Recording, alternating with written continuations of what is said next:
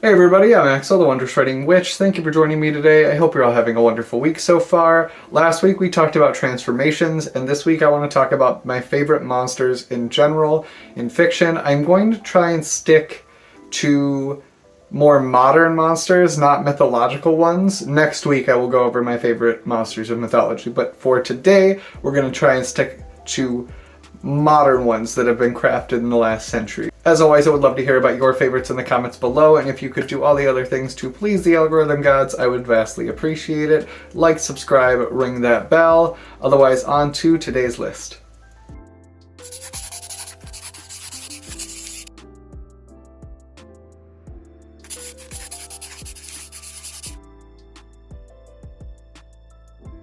Coming in at number 5, I want to start by mentioning the Creatures of Grimm from Ruby.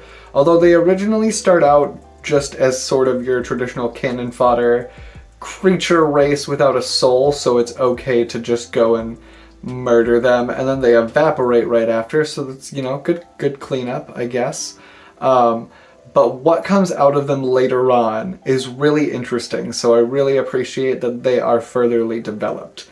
And it's just a neat little train of events that happens, and I love it.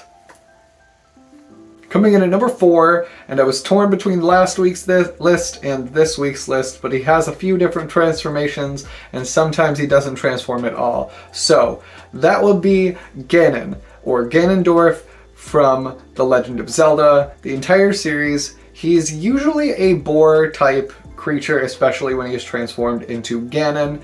However, as the most recent Legend of Zelda has shown us, this is not his only transformation that he is capable of, and I just love his whole kind of being in general, but I especially like the rendition in Breath of the Wild where it's inspired by Princess Mononoke, and I just think it's a unique kind of portrayal. When we get monsters and evil, we get like snakes and spiders and bats.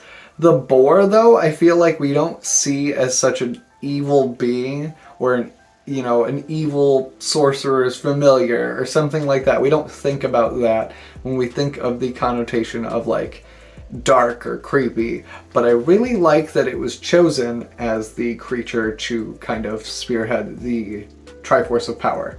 And then we have the owl for wisdom, and I think the dragon is courage. So I just really like the symbology and the imagery that has always gone on with Ganon, and he's just been one of my favorite baddies for such a long time. I couldn't not put him on this list. Coming in at number 3 is the Candid Carry from Ashes by Iona Whalen. I love a good cryptid story. So when we go into Hollow Forest and we are trying to achieve our goal with Angela, and she is trying to avoid any and all contact with the Candid Carry, it's just kind of, abstract and ominous and vague up until it isn't, and then it's this horrifying creature that is just straight nightmare fuel, and I'm really fucking here for it. Coming in at number 2 is Ko the Face Stealer, because we're sticking with the fucking nightmare fuel, and you know what lives in my fucking brain rent-free forever is Ko the Face Stealer. Alright, you can't tell me you didn't see that as a kid and be like, alright, fuck that, fuck the spirit world, I'm sorry, it's not worth it. The whole time I was down to be in the Avatar universe up until that moment. As long as I can avoid Ko, I'm still fine with being in the Avatar universe. But if I have to face Ko, I'm good. I'm good. No thanks. Still, to this day, the heebie-jeebies, and that is what I love in a monster. So he's pretty high up on this list, because I really want to know how he steals the face. Like, what is the process of getting your face stolen? Coming in at number 1 is Big Boy, or the Amalgamite of Pine Haven from Accounts from a Lonely Broadcaster.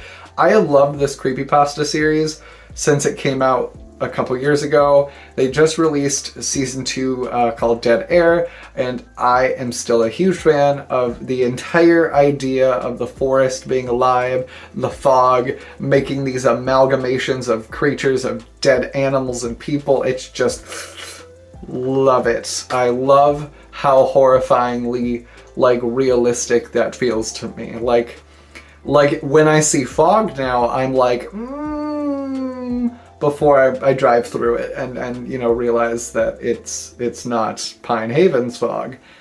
But for a minute, my brain kind of thinks,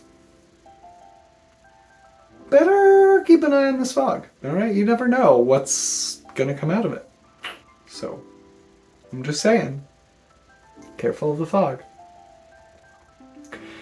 And when all else fails, ring the bell.